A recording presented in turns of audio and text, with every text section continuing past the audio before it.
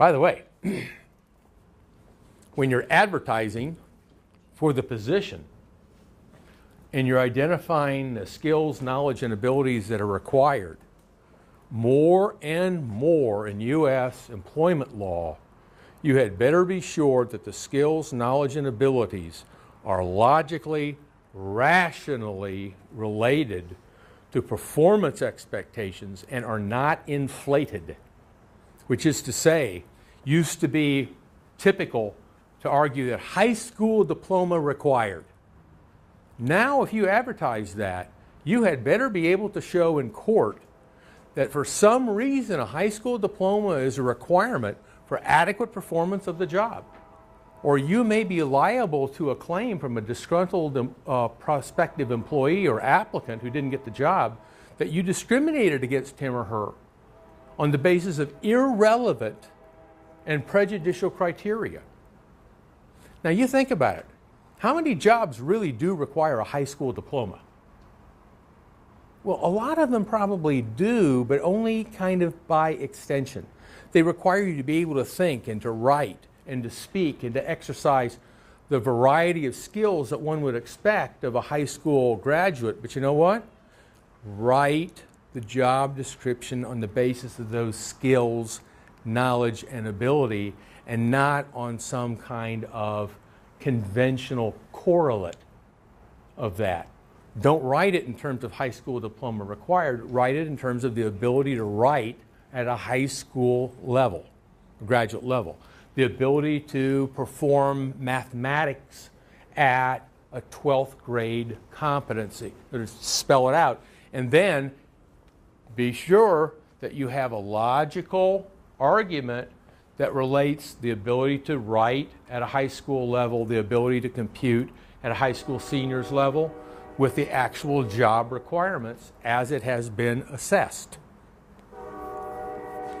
One of the things that employers in the United States had done for years and years and years, when discrimination and prejudice were allowed to run rampant in the world of employment, was to create these educational requirements that frankly were intended to constitute employment barriers to people who are now part of the protected class classifications. You take your life in your hands, kind of, if you try and do that thing now. The courts have not been lenient with such kind of practices. Performance evaluation and probation. Another thing that human resource folks will largely determine for you. What are the criteria to be used? What's the timing of that and the frequency of that? That may be heavily prescribed by the organization in which you work. Here at the university, it certainly is. Chairs of departments are required to conduct formal performance evaluations of all faculty members during the fall. And your SAIs become part of that process, but faculty also have a computerized form that's filled out that also goes into that kind of thing. And the performance evaluation is forwarded up to the dean by a particular deadline in a particular form. Come spring, every person in a staff position is required to be evaluated by their supervisor on a different form. And then that form is forwarded up their chain of authority. It eventually becomes part of a person's record. The criteria used for the evaluation is largely determined by others. You rarely have the right or the power to evaluate the performance of your employees or your subordinates on criteria that you choose, or that you alone choose, or even the criteria that your subordinate and you agree to. The organization will probably have some kind of template that you'll be required to use in terms of performance evaluations. Is it possible that performance evaluations then will be fed back to some kind of evaluation of individuals for other kind of rewards or punishments, other kind of opportunities. Yeah, make your scoreboard. Yeah. It can. So this can be real important. Now, the timing and the frequency of those kind of evaluations will probably be determined by others within the organization and then made part of personnel policy that plays upon you as a supervisor. One thing we know, I think, pretty safely from the evaluation, the research about personnel evaluation, is that the way most organizations do it is like the worst way that you can do it, right? How many of you have ever been subject to an annual formal personnel or performance evaluation, right? How many of you felt some level of trepidation about that process? Well, I'm going to agree I do, you know. And even when I know that I've done a really good job for the past year, I still hate that. You know, what kind of surprise is there awaiting me? And if there's any kind of critical remark, it can become devastating. You take it all out of context so much of the time. And as the supervisor who has to do that, you know your people pretty well probably, and you know how difficult it can be to try and help shape somebody's behavior or provide them with information that they might regard as somehow critical. How it can spoil the conversation, the kind of the tenor, how it can turn a productive interaction into one that can become strained. It becomes really awkward. The research would suggest that that kind of scheduled, formal, artificial, anxiety-provoking evaluation and feedback is in fact the worst way to do it. That when feedback, that kind of supervision and evaluation works best, it takes place in the natural course of events. It's timely. The feedback is provided as quickly as possible to individuals, especially in as natural an environment, natural setting as possible. That it provides for exchange, open exchange. People, if they grow to understand that there's transparency there and that you're providing them with the information that they need, that you think they need at the very least, and you're doing the same for them, it becomes a much more natural part of the work environment. Even when you then have a formally constituted annual evaluation that must take place, if there are no surprises, if you're simply going to be reviewing the information that you've already exchanged, for which you already have agreement, many times you've already been able to help the individual work through certain kinds of performance difficulties with the feedback and instruction or training that might be provided, right? Then it becomes a much more natural, much less anxiety-provoking experience for people involved. Having said all that, human resources will probably determine to a large extent, or at least be responsible for administering and providing oversight for the formal aspects of evaluation. Career development. Lots of organizations won't attend to this to very much, to a considerable extent. That's the notion of helping to provide you with, or the supervisee with opportunities to explore career development options, training, different kind of positions, etc. Now, the key concepts here to keep in mind are the terms rank and person versus rank and position. Rank and person versus rank and position.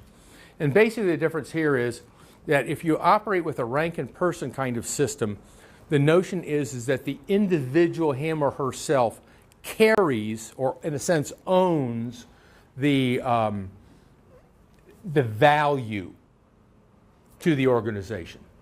And so you might be able to move people from one department to another, one division to another, because the individual has the capacity to move and takes with him or her the knowledge and the skills and the abilities that are valuable in the old position and valuable in the new. Rank and position is much more restrictive. It locks people in for the most part within certain kind of career trajectories. And the notion here is that one must experience a particular precursor position in order to gain the value that is embedded there and therefore to be enabled to move forward into the next logical step.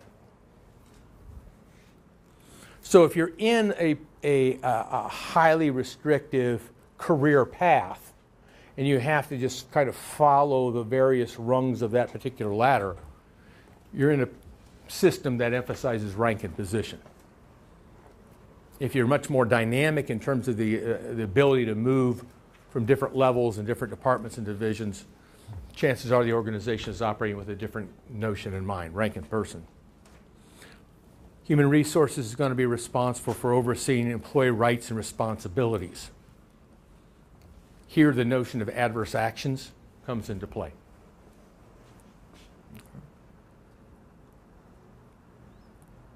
However, as you see here, personnel will probably also take the leadership in defining the policies and procedures to be followed in terms of employee grievances, another aspect of rights and responsibilities. Here, with regard to grievance administration, the more important thing is going to be, from a human resources perspective, is due process. Due process. In organizations, for the most part, adverse actions and grievance administrations are not legal processes. These don't have the same standing in law as court actions. You're not going to find companies, for the most part, putting people in jail. Nevertheless, there's a whole area of law called administrative law. Administrative law, just like there's corporate law and business law and family law, mental health law and things like that, juvenile law. And the key is going to be here, does the employee have the opportunity for voice? Are the rights of the human being, even as an employee, respected? Has the organization followed its policies and procedures as described? Was the individual provided with due process? If you can meet those tests, you're on pretty solid ground.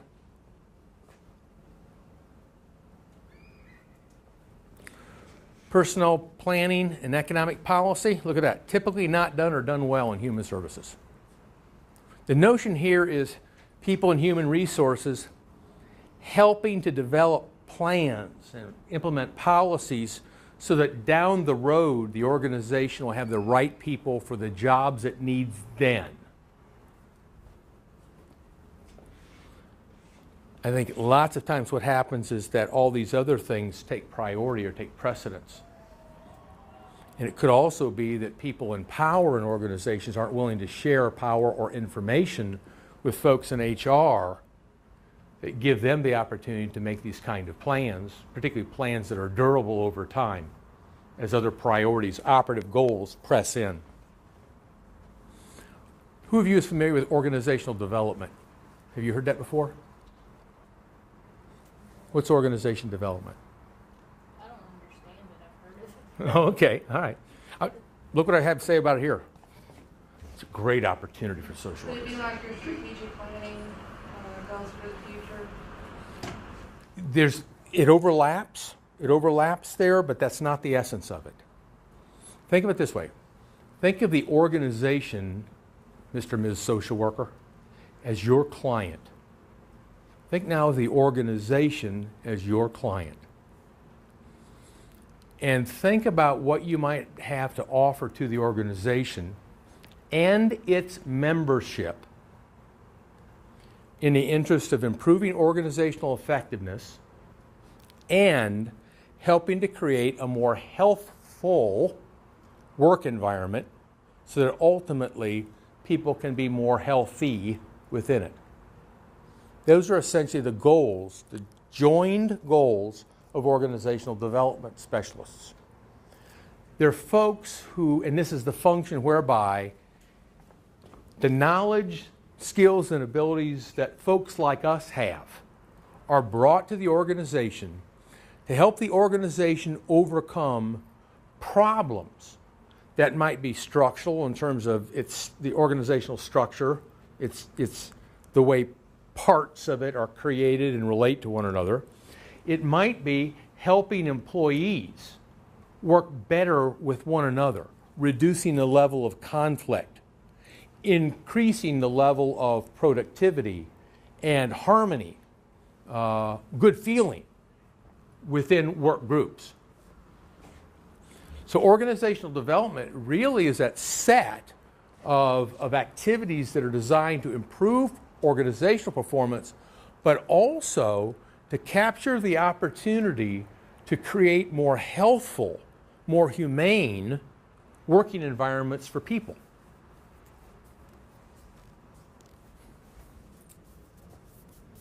I think it's very, very exciting work. How do you get into that? You know, I think at one point it was a little bit easier to get into it, to be real frank about it, because I did that for a while, working as a consultant for our staff faculty consulting center at USC, at University of Southern California, not South Carolina.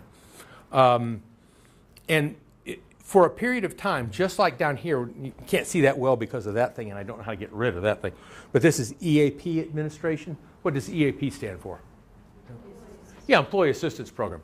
You know, when employee assistance programs really started ballooning up, and just about all the Fortune 500 companies had them, they probably still do, but they're kind of organized very, very differently now for the most part. That was back in the 1970s and 1980s, and that's when also organizational development was really, really starting to catch on. Pepperdine University out in Malibu, California. Wouldn't that be a terrible place to go to school? Pepperdine on Malibu. Their campus is actually on the hill overlooking the beach. I mean, it actually is. They actually had a master's degree in organizational development that they started back in the early 1980s or very, very late 1970s. I think you have to look for the relatively rare opportunities where organizations, and they're probably more likely consulting organizations or partnerships, decide that they want to try to develop a place in major corporations within a community, and look for the opportunity to do that. You might also be able to kind of accrete to that. You know what I mean by that? You might be working in an organization, just take every opportunity to let people know that you're interested in doing these kind of things. And eventually you may be able to build a kind of a practice of doing that. This is where a lot of team building exercises take place in organizations. But in fact, organizational development can go all the way up to working with people in pay and benefits administration, developing corporate sponsored daycare facilities for children and for elderly parents. Because we know in the sandwich phenomena that so many people have elderly parents. As a matter of fact, chances are, if you're that lucky or unlucky kid who winds up with the primary responsibility for attending to your elderly parents, you will spend more time caring for your elderly parents than you will for your own children. You spend more time caring for your parents than you do for your own children. And yet organizations have been largely insensitive to the real life constraints that places upon people, particularly in the more marginal, less attractively compensated positions within an organization. So we might be talking about those kind of things. So organizational development can embrace things that are that broad, in addition to going all the way down to team building within a small department. Labor. I'm sorry. No, go ahead. Organizational development, is that something that a company looks at that it costs money? Oh, yeah. If they're looking at it from the standpoint of, well, this is their buying profit. Yeah, that's one of the things they're going to do. They're also, they've done the same thing here with EAP in the past. EAPs have been differentiated between the internal and the external EAPs. Let me skip down to that for just a second. The internal EAP would be not just paid for or sponsored by the employer, but it would be embedded right there within the organization, at least organizationally in terms of its organizational structure. It may be located on-site or off-site, but it was an organic department, if you will, and program within the organization itself. An external EAP would be one that would provide perhaps the same services, but it would be through a contract with an independent provider, either an individual, more likely it would be some kind of partnership or corporation or an agency. So a lot of times you had family service agencies or maybe even a mental health agency or whatever that would contract to provide EAP services. My wife worked for a number of years in Wichita, Kansas for an external EAP that had contracts with a number of the major aircraft companies, manufacturing companies, Wichita, like Boeing, Raytheon, and others. She was also the designated EAP liaison and, if you will, counselor or EAP specialist to a nuclear power plant there in southeastern Kansas. And it was interesting because she was doing that at the time of 9/11. And very, very interesting because some of the workers who were up there felt themselves very vulnerable because they were working at a nuclear site, thinking that that was a logical target for terrorists. Oh yeah, and by the same time watching large commercial aircraft circling, because as you know, aircraft or airports are being shut down all over the nation, and so many of these aircraft were simply told to circle for a period of time until they could land at the nearest airport, as opposed to continuing maybe 1,500 or 3,000 miles through the rest of their trip. Some of these guys thought they were a target, and if one of these planes had decided to go into the nuclear power plant, they knew that there was no way that they'd be able to run or get in their cars and escape the contamination that would likely result from that. So she was dealing with that kind of trauma. Well, I think that's really important kind of work. And the cost-benefit analyses of EAP programs in the United States and Canada had shown on the average a $4 to $5 return for every dollar that was devoted to EAP services. That is a $4 to $5 financial return, profit, for every dollar that was devoted to EAP programming. Despite that, many organizations decided that what they would do is they had to cut cost, were to divest themselves of their internal EAPs, and then if they were going to do any EAP itself, contract instead with an external provider. I'm one who doesn't think that the services provided through the average external provider is as good as that can be provided, particularly in larger organizations, by internal programs. And even though there's a tremendous diversification of services that can be offered, particularly through the external provider, many times your provider is located 1,000 miles away. Your EAP provider is going to be on the other end of a telephone, after you've waited 2.5 days for him or her to return your call. I say that because I just last week I wanted to consult our EAP provider around a particular issue, and so I had to call twice to give them the same information. And then when I finally got through to the people that I wanted to talk to, it had to do with a legal issue having to do with a different university I used to work with. They never called me back. So right now, I'm not real happy with the ETSU, external EAP provider, which is Magellan, by the way. That's Magellan. All right? They still haven't called me, right? So now I'm kind of TO'd at them. I'm not sure I'm going to call them back. I think I'll punish them. They're not going to get to hear about my issue. This is a wonderful place as well for social workers, particularly clinically oriented social workers who are comfortable with case management and enjoy the challenges and opportunities that organizations provide. Because you have to kind of get into the bowels of organizations to know it well, your host organizations, to be able to understand the life experience of employees there and the kind of possibilities and constraints that they're experiencing in their work world.